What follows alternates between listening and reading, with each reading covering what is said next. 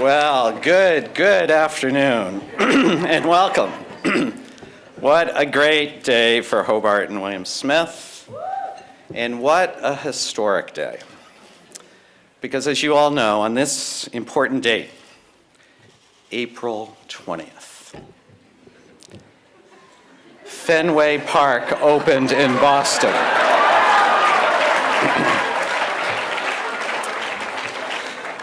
It was the mayor of Boston, John Fitzgerald, who, you want to hear about this, right?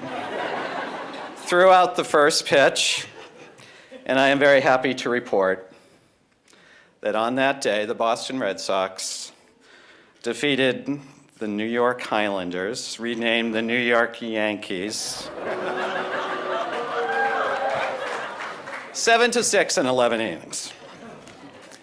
Well, there are other historic moments today that we observe, but good afternoon and welcome. How great is this? We are thrilled to have so many of our students, our faculty, staff, our Geneva neighbors, elected officials here, all that make up this wonderful Hobart and William Smith community. So to all of our campus and Geneva friends, we warmly welcome all of you. I am thrilled that we have the leadership of our Board of Trustees here, who provide extraordinary leadership to the colleges.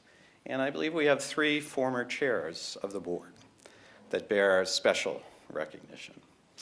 You know them largely by building names, probably. Boathouses. But Mr. Tom Melly is here. Mr. Melly, welcome.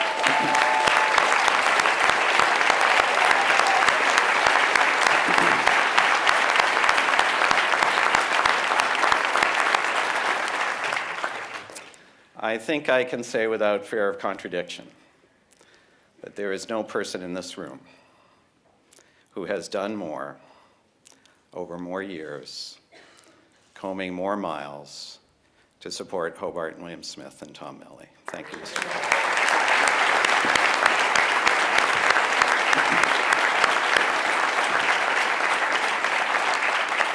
I am very grateful that Mr. Charlie Salisbury is here as well. Mr. Salisbury.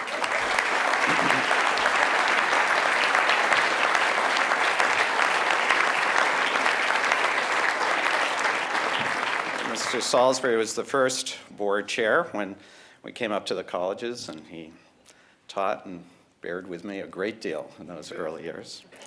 And how fortunate are we to have here the indomitable Maureen Collins-Zupin.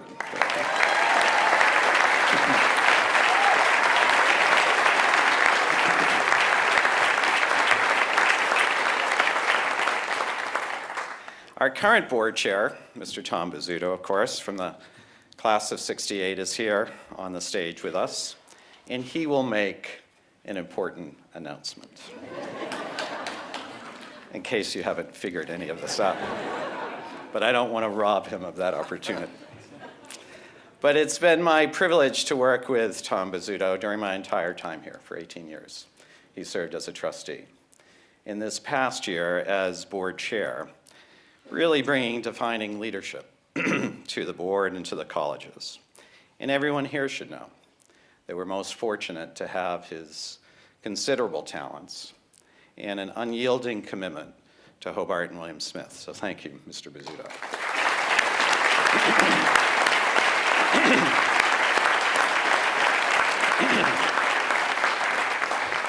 I am, though, especially proud to be on the stage with 2 distinguished graduates.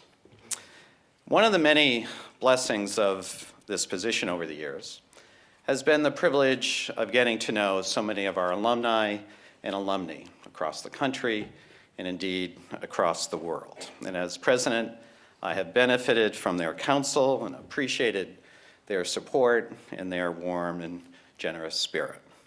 And as a family, Mary and I have treasured their friendships, and we look forward to continuing those associations going forward. And so I'm particularly pleased to welcome one of those valued alums back to campus today. Over the years, I have had the great pleasure of getting to know Greg Vincent, a graduate of the class of 1983. And I have been struck about how he has fulfilled our mission.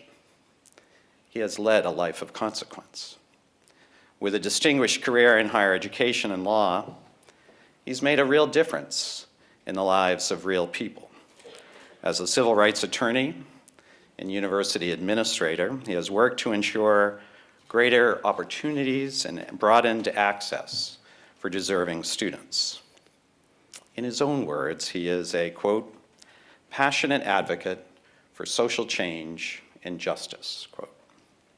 He gained national recognition for his efforts to build more inclusive and diverse campus communities, to address the challenges related to social justice, campus culture, equity, and access. Long before I made what was a difficult decision to conclude my tenure here as president, I benefited from Greg Vincent's perspectives on issues in higher education, and I've been deeply grateful for his involvement with his alma mater. On several occasions, I sought out his perspective, and he always exhibited the kind of care and attention one would have hoped for and prized in a graduate. I was appreciative of his visits back to campus, meeting with our students, delivering a stirring convocation address, meeting with faculty and staff colleagues.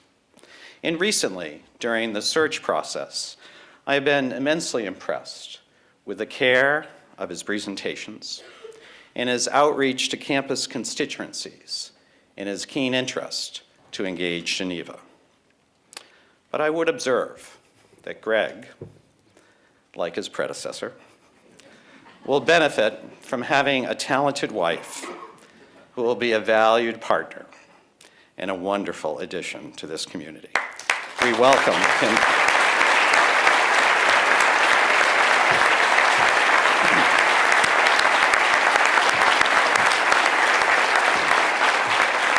So we welcome Kim Vincent back to Geneva. And Mary and I have very much enjoyed our time together with Kim and Greg. And Mary was thrilled to bring both of them around Geneva, showing them this wonderful community that so warmly welcomed our family 18 years ago. Our daughters, Kathleen and Madeline, grew up here. This is their hometown. And as Kathleen said to Kim, you're gonna love Geneva. And she's right. Welcome, Kim Vincent. We're thrilled to have you.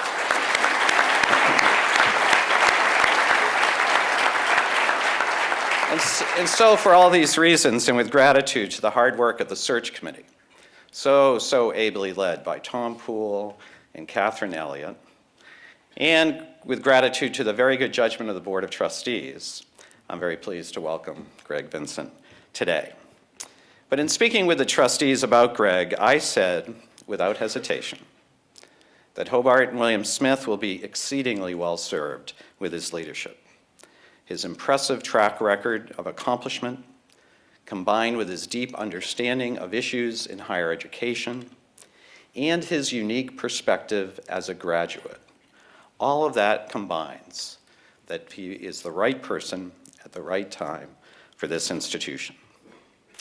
And I am confident that when I leave my office in Cox Hall in July, I will do so with full confidence that this very special place that we all love so dearly will be led by a man of integrity, with a keen intellect, and a resolve to work with our trustees, our students, our staff, and our faculty to take Hobart and William Smith to the next level of excellence.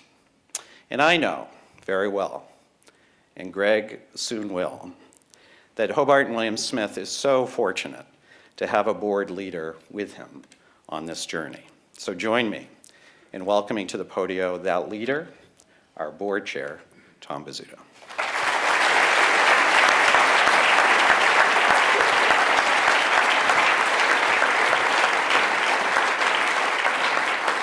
I usually insist on going before Mark. Trying to follow him is always a challenge. Thank you, Mark. Today is the culmination of months of effort that started last summer when Mark told me he was planning to conclude his presidency. Not the news a board chair wants to hear, especially when that president is as well loved and as respected as Mark Guerin.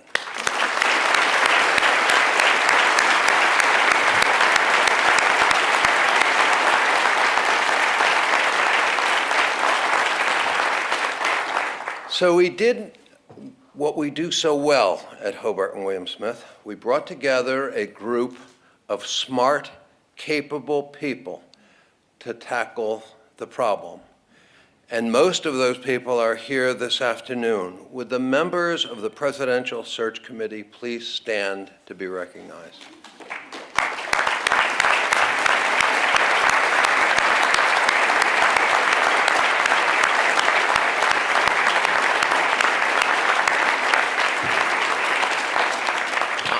I have had the privilege of spending a fair amount of time with these people, and I can say that they represent the very best of the colleges. These are people who have dedicated huge amounts of their time and intention to the search for our next president. Please join me again in showing our gratitude to these terrific people, our colleagues, for their effort, their dedication, and their wisdom.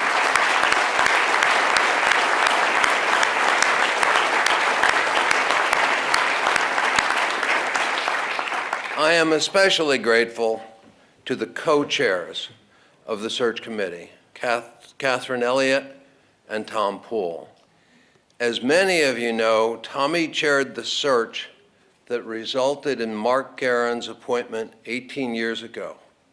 So it seemed more than fitting that he should perform his same magic, and this time with a very capable Catherine by his side.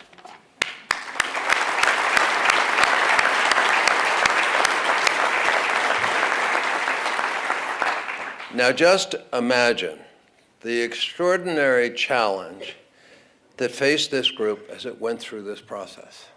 How could we ever come up with someone who could fill Mark Guerin's shoes? No one could. But I'm here to tell you that Greg Vincent brings his own very impressive shoes to the job.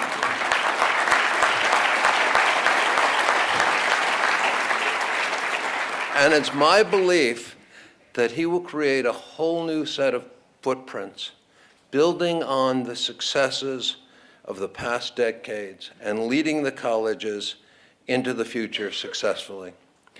After getting his bachelor's degree in economics and history here at Hobart, Greg went on to earn a law degree from Ohio State and his doctorate from the University of Pennsylvania. He was a civil rights attorney before heading into academia, taking on increasingly complex leadership roles in higher education. Greg currently serves at the University of Texas at Austin as Vice President for Diversity and Community Engagement, Kellogg Professor of Community College Leadership, and Professor of Law. His work at UT is unparalleled and has set a new national model of excellence. He manages hundreds of employees and an expansive portfolio that includes a statewide charter school system. And last summer, after spending several years helping to defend UT's constitutional rights, his hard work paid off when the Supreme Court of the United States ruled that higher education could indeed consider race amid a holistic admissions review.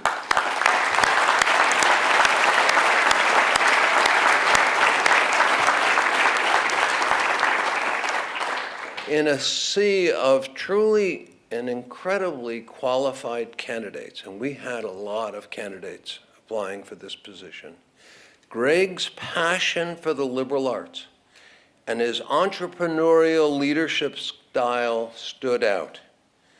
I know I speak for members of the search committee and the members of the Board of Trustees when I tell you that Greg has our full and enthusiastic support, our great admiration, and our complete respect. I have every confidence in his ability to lead these colleges. And so it is with great pride that we announce today that the Board of Trustees unanimously voted to approve the search committee's recommendation, also unanimous, naming Dr. Gregory Vincent, a member of the class of 1983, as the 27th president of Hobart College and the 16th president of William Smith College. Ladies and gentlemen, Dr. Gregory Vincent.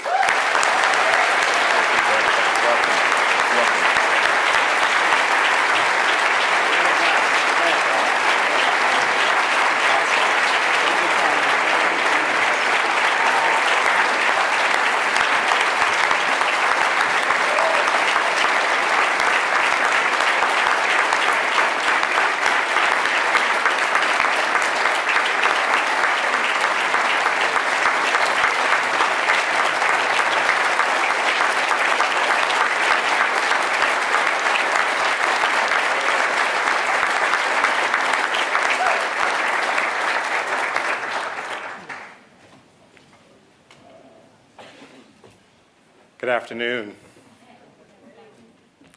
I am honored and excited to be here today. Thank you, Tom Bizzuto, for that introduction and for your advice and counsel throughout this process. You are among the most dedicated and passionate volunteers I have ever met. And the colleges are indeed fortunate to have the benefit of your leadership and expertise. And can we give Tom Bizzuto another round of applause?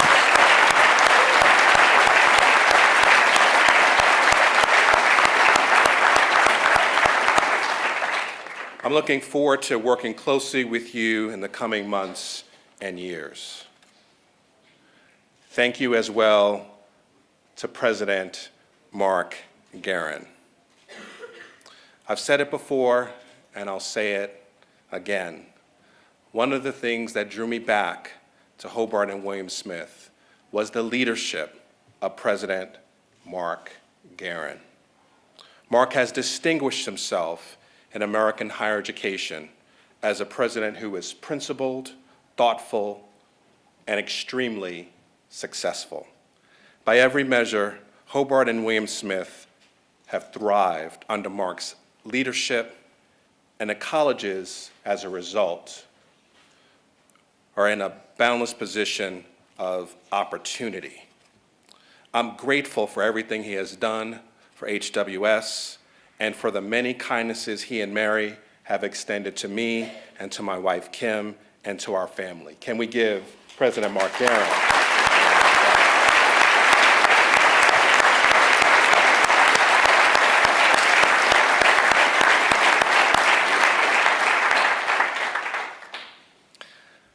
I am grateful to have my wife Kim with me today. Kim is an accomplished lawyer and a powerful advocate whose career has been dedicated to giving a voice to the voiceless. Kim is an incredible spouse, mother, and I'm proud to say that I married well above my station.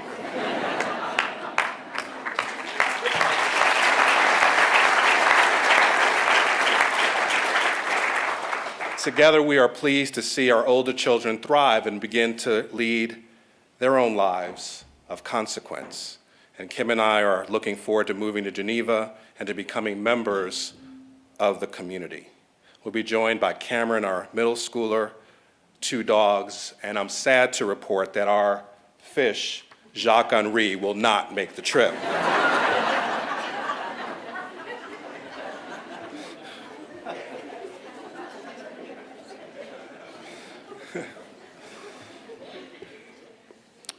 We are joined by members of the search committee who have dedicated months of their lives to this process.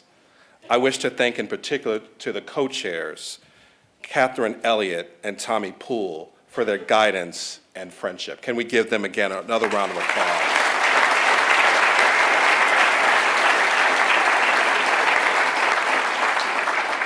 And I really appreciated all of the members of the search committee, and particularly the student trustees. And for you students out there, you were represented so well by your trustees, and it was a great indication of the quality and the excellence of Hobart and William Smith. I'm happy to see in the audience many of the faculty, staff, and students and Geneva community who greeted me so warmly when Kim and I came to campus a month ago. And I see my economics advisor, Chris Gunn.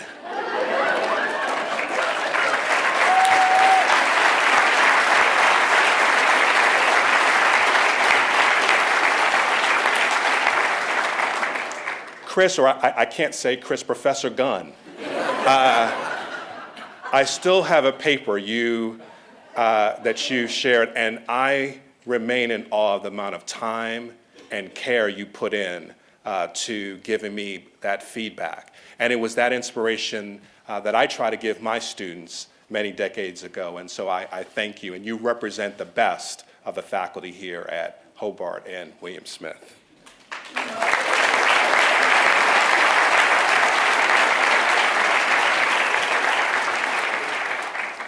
And thank you for those joining us via live stream, especially my parents. Hi, Mom and Dad. Family, members of the Division of Diversity and Community Engagement, the University of Texas and Austin communities, fellow alums, and my village, who have supported me from childhood to present. I am here because of your support and love. This is in many ways a homecoming for me, a return to the place that was my beginning. Hobart and William Smith sparked my intellectual curiosity.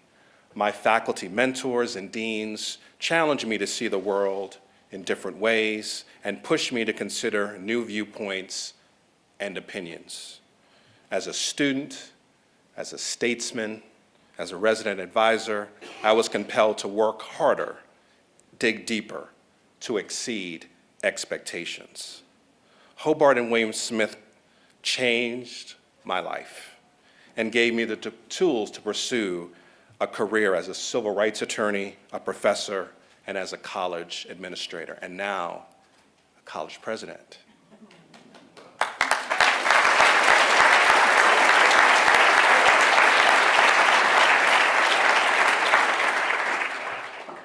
Ultimately, the lessons I learned at Hobart and William Smith led me right back here to the place where it all began. It will be an honor to serve as president and to work with all of you to continue to advance the colleges. Many will tell you that we are facing a crisis in higher education, that the challenges of cost, access, and outcomes are insurmountable, that it's not worth it. But I believe passionately that higher education, and especially a liberal arts education, and especially a liberal arts education at Hobart and William Smith colleges, have never been more important. The change we wish to see in the world must start at our colleges and universities, the place where many of our students, for the first time in their lives, will confront those who look and think differently than themselves. College is a time where young people come together in meaningful ways, to work together, to interact with one another, to learn together, to live together. And at Hobart and William Smith, they do so under the mentorship of faculty advisors like I had, who guide and challenge them to embrace diversity of thought, identity, and perspective. When our students graduate, they head into a world that favors those with the capacity to adapt and change. Our graduates will reinvent themselves 5 or 6 times, switching careers, moving across the country, and indeed, the world.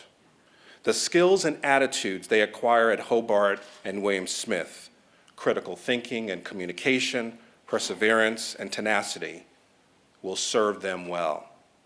But what I very much appreciate about a Hobart and William Smith education is that at its very core are a set of values and ideals that have remained unchanged and that resonate powerfully with me. Respect, dignity, compassion, inclusion, humanity. These are the ideals at the heart of a life of consequence. We demonstrate these ideals through the wide variety of academic programs we offer, our commitment to teaching, learning, and research, our steadfast determination to be good stewards of the environment, our deep engagement with the community, our emphasis on study abroad and leadership programming, our attention to ensuring students are prepared for graduate school and careers, and our focus on preparing students to lead lives of consequence. And so, to our alumni and alumnae, I pledge to uphold the traditions of the past as we also look to the future. To our parents, I pledge to honor the trust you place in the colleges when you send your daughters and sons to us. To our faculty and staff, I pledge to do everything I can to enhance teaching and learning and to foster a climate of inclusion and respect. And to our students, I pledge to work every day so that you have the same wonder, the same connection to ideas and experiences, and that same mentorship that I experienced as a student. I am honored to serve as your next president. Thank you.